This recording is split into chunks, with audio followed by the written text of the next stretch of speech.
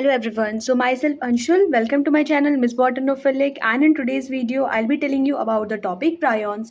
तो आज की वीडियो में हम लोग प्रायॉन्स के बारे में पढ़ने वाले हैं, इनके टाइप्स के बारे में पढ़ेंगे और इनके जनरल कैरेक्टरिस्टिक्स के बारे में यहाँ पे स्टडी करेंगे। तो सबसे पहले प्रायॉन्स की बेसिक डेफिनेशन मैंने यहाँ पे लिखी है that they are the infectious proteinaceous particle that causes disease in humans and animals. ठीक है, तो ये एक ऐसे इन्फेक्शियस प्रोटीनेशियस पार्टिकल्स होते हैं जो कि किस में डिजीज कॉज करते हैं, ह्यूमंस और एनिमल्स में।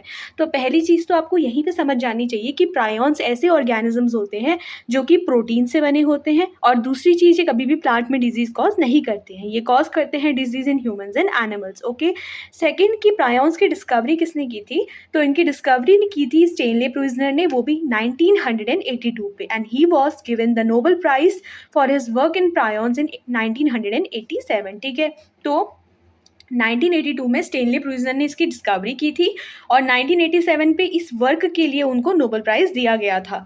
नाउ एक स्पेशल फैक्ट जो इनके बारे में बोला जाता है about prions that they are made up of only protein, जो कि पीआरपी प्रोटीन होता है, मतलब प्रायॉन्स प्रोटीन। तो प्रायॉन की जो बॉडी होती है वो पीआरपी प्रोटीन से बनी होती है। पीआरपी मतलब होता है prion protein. They lack nucleic acid. तो जनरली न्यूक्लिक एसिड आप समझते हो क्या होता है, डीएनए, आरएनए, इन सभी चीज़ों को हम लोग न्यूक्लिक एसिड बोलते हैं। तो ये जो न्यूक्लिक एसिड होता है जनरली ये हमारा इसमें एब्सेंट रहता है, मतलब कि ये एक ऐसे ऑर्गेनिजम्स होते हैं जो बिना जेनेटिक मटीरियल के अर्थ के एटमॉस्फेयर में एग्जिस्ट करते हैं, राइट। नेक्स्ट वी हैव कि इनका जो मास होता है अबाउट 27,000 से लेके 30,000 डेल्टन के अप्रॉक्स होता है, एंड अप्रॉक्सीमेटली इसमें अबाउट 250 अमाइनो एसिड्स देखने को मिलते हैं। ए स्टैंड्स फॉर अमाइनो एसिड। ठीक है, तो इनका जो अप्रॉक्सीमेटली साइज होता है वो 27,000 से 30,000 डेल्टन के अप्रॉक्स होता है। अमाइनो एसिड्स बोलते हैं तो अप्रॉक्सीमेटली 250 अमाइनो एसिड्स इनकी बॉडी में देखने को मिलता है। Now the gene that code for protein is present in human host. ठीक है, तो अब देखो यहाँ पे हम बोल रहे हैं कि इनके पास एक प्रोटीन होता है जिसको बोलते हैं पीआरपी प्रोटीन। अब ये पीआरपी प्रोटीन यानी कि इस प्रोटीन को कोड करने का जो जीन होता है वो हम ऑर्गेनिजम्स की बॉडी में ऑलरेडी प्रेजेंट रहता है। ठीक है, जैसे पीआरपी प्रोटीन को कोड करने के लिए जो ह्यूमन बींग्स होता है उनके 20th क्रोमोसोम पे वो जीन देखने को मिलता है। So the gene that code for protein is present in the human host genome. For example, the gene for PRP protein in human being is present on the chromosome 20th. Okay, तो अब हम इसकी कुछ characteristics देख लेते हैं, characteristics of the prions. तो prions के क्या क्या कैरेक्टरिस्टिक्स होते हैं?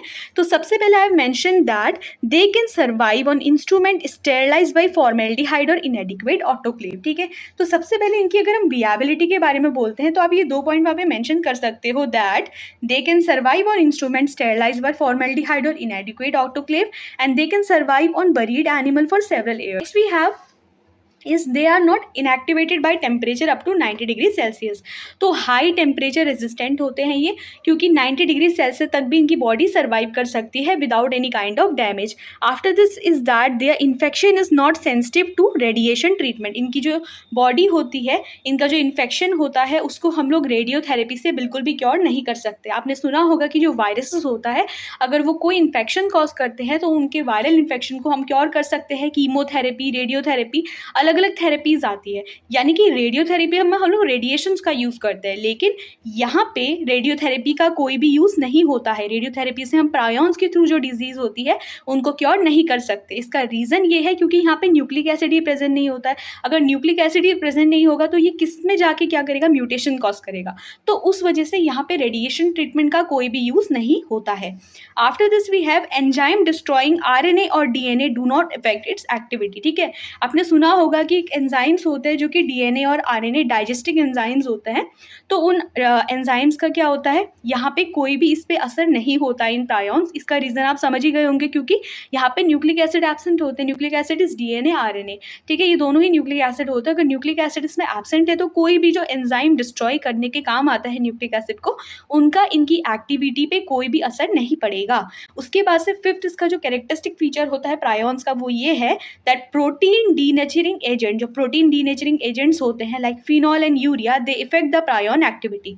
तो ये चीज़ आपको माइंड में रखनी है कि एंजाइम डिस्ट्रॉइंग जो भी एंजाइम डिस्ट्रॉइंग कोई भी एजेंट है तो उसका इनके ऊपर कोई असर नहीं होगा। ऐसे एंजाइम जो कि क्या करता है, न्यूक्लिक एसिड को डिस्ट्रॉय करता है, उसका प्रायॉन्स की एक्टिविटी के ऊपर कोई भी इफेक्ट नहीं होगा। लेकिन ऐसे प्रोटीन डीनेचुरेटिंग एजेंट, मतलब ऐसे एजेंट जो कि प्रोटीन के नेचर को डीनेचर कर देते हैं, उसके स्ट्रक्चर को बिगाड़ देते हैं, तो उन पर्टिकुलर एजेंट्स का प्रायॉन्स के ऊपर कुछ ना कुछ उनके एक्टिविटी के ऊपर असर पड़ेगा। क्यों?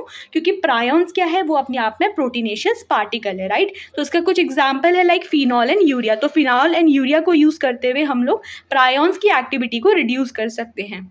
They destroy the CNS, central nervous system, that is neurons, and gave a spongy appearance, which is called as transmissible spongiform encephalopathies। ठीक है, तो ह्यूमन बींग्स में जनरली क्या करता है, चाहे ह्यूमन हो एनिमल हो, उसमें ये हमारी सेंट्रल नर्वस सिस्टम को एकदम से डिस्ट्रॉय कर देता है, उसको हॉलो बना देता है और हॉलो और एक स्पॉन्जी सा अपेयरेंस देता है, जिसको हम एक डिजीज बोलते हैं, जो कि होती है TSE, मतलब ट्रांसमिसेबल स्पॉन्जीफॉर्म एनसेफेलोपैथीज। तो कभी कभी कॉम्पिटेटिव एग्जाम्स में भी आता है कि ये डिजीज किसकी वजह से होती है, तो ये सेंट्रल नर्वस सिस्टम से रिलेटेड डिजीज है जो कि प्रायॉन्स की वजह से होती है।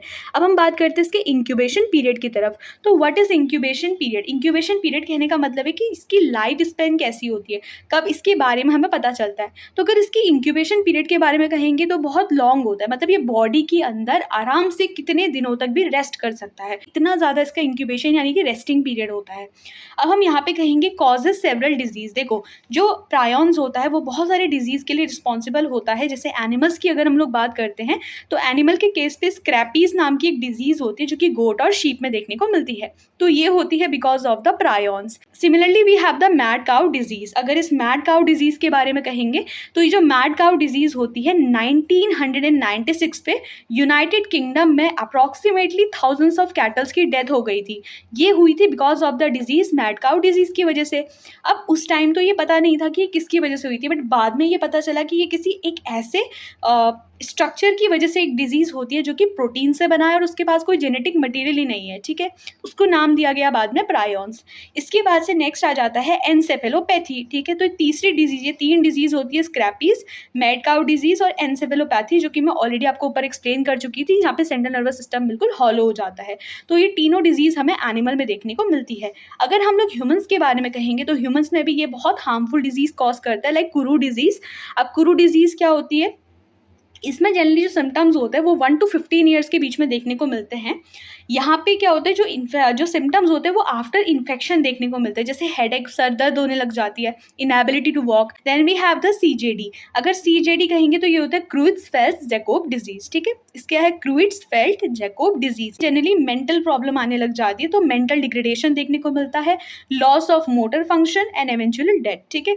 तो ये पर्टिकुलर चीज़ें किस में आ जाती है, क्रुइट्ज़फेल्ड-जैकोब डिजीज में देखने को मिलती है, जो कि ह्यूमन में कॉज होती है ड्यू टू प्रायॉन्स। तो अगर प्रायॉन्स के कुछ एग्जांपल्स के बारे में आता है डिजीज में, तो आप वहाँ पे एनिमल्स के केस पे लिख सकते हो scrapie, mad cow disease, encephalopathy, and in case of human you can write here the kuru disease and the CJD, that is Creutzfeldt Jakob disease. Now after this let's talk about the last thing in case of prions, जो कि होते हैं इनके structure. पहला आता है harmless form और दूसरा होता है हार्मफुल फॉर्म। आप इतना याद रखो कि जो प्रायॉन्स होंगे वो हमेशा 2 फॉर्म में एग्जिस्ट करेंगे, हार्मलेस फॉर्म और हार्मफुल फॉर्म। हार्मलेस फॉर्म का जो नेम होता है उसको हम बोलते हैं PRPC और हार्मफुल जो होता है उसको बोलते हैं PRPSC, ठीक है। आगे की चीज़ें बिल्कुल सिमिलर है, बस फ़र्क इतना है यहाँ पे PC है तो यहाँ पे PSC आ जाता है।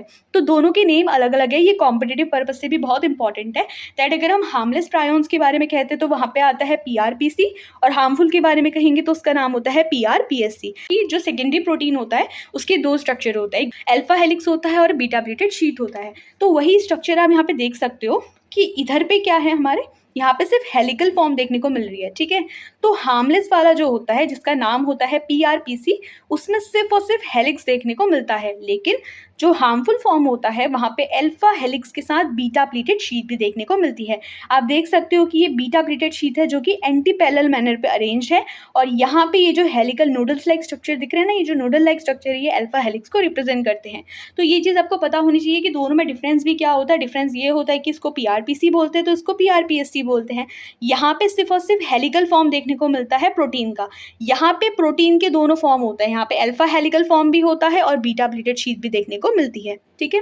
तो यही सब चीज़ें आती है प्रायॉन्स के अंदर। अगर आपका प्रायॉन्स एग्जाम में आता है तो आप वहाँ पे क्या एक्सप्लेन करोगे, उसकी बेसिक डेफिनेशन, किसने इसको डिस्कवर किया था, उसके लिए उनको कब एक प्राइज़ दिया गया था जिसको हम नोबेल प्राइज़ बोलते हैं, क्या इसके कैरेक्टरिस्टिक्स होते हैं, और सबसे 2 इंपॉर्टेंट चीज़ जो कि आपको हमेशा याद रखनी है कि प्रायॉन्स प्रोटीन से बने हुए पार्टिकल होते हैं जिसमें न्यूक्लियस न्यूक्लिक एसिड बिल्कुल भी प्रेजेंट नहीं रहता है। इसके बाद से आपने इससे रिलेटेड कोई डिजीज़ को एक्सप्लेन करना है, चाहे वो एनिमल्स में हो, ह्यूमन्स में हो। और हमेशा याद रखना कि प्रायॉन्स कभी भी प्लांट में डिजीज़ कॉज नहीं करता है। इसके 2 मेन स्ट्रक्चर होते हैं, एक हार्मलेस स्ट्रक्चर होता है और एक हार्मफुल स्ट्रक्चर होता है, और दोनों का थोड़ा बहुत आपको स्ट्रक्चर पता होना चाहिए। So these are the only notes and explanation under the topic prions.